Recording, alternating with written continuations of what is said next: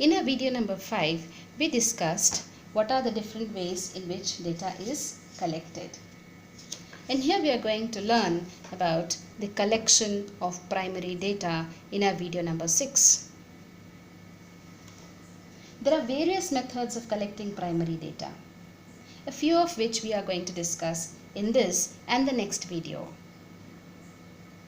The first being direct personal investigation. As the name tells us, this is a direct investigation which is done personally. That is, done in direct contact with the informant or the respondent. Hence, the investigator or the enumerator contacts the respondent directly to collect information. This type of investigation is conducted on the spot. So, on the spot inquiry is also direct personal investigation. When is this done? This is done when we need a detailed information and the area of investigation is limited.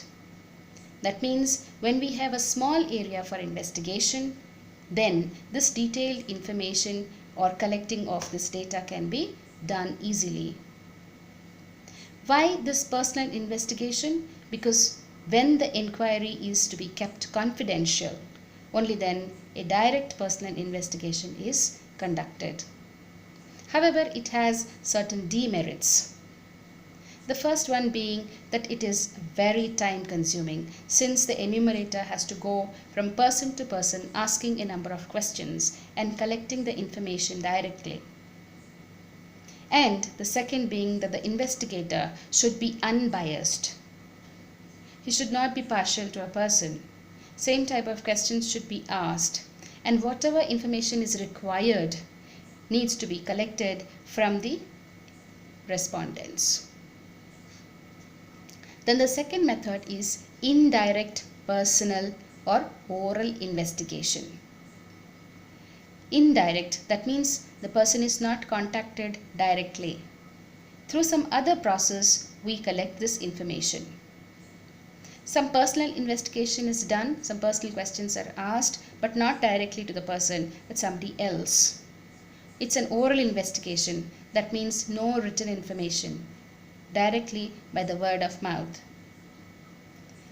So, information is collected from the third party in case of indirect personal oral investigation.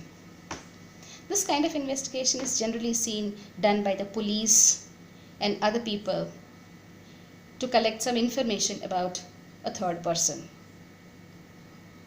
When is this conducted? This type of investigation is conducted when informants ignore or are not prepared. When the informants are not prepared to be asked questions, then a third party is approached. Then, when secret or sensitive information is to be gathered, a person might not like to share the information directly. So that kind of information is collected by somebody else. However, there is a demerit to it, that it lacks accuracy and uniformity. If a number of persons are asked about some third person, people might differ in their opinions regarding the information given. That is why there is no uniformity. And hence it might lack accuracy because a person might not be too familiar with the third party. The third method is information from correspondence. Under this method, local agents or correspondents are appointed and trained to collect the information from respondents. Hence, trained agents collect information. These could be newspapers, periodicals, stock markets, etc. When is this information from correspondence collected?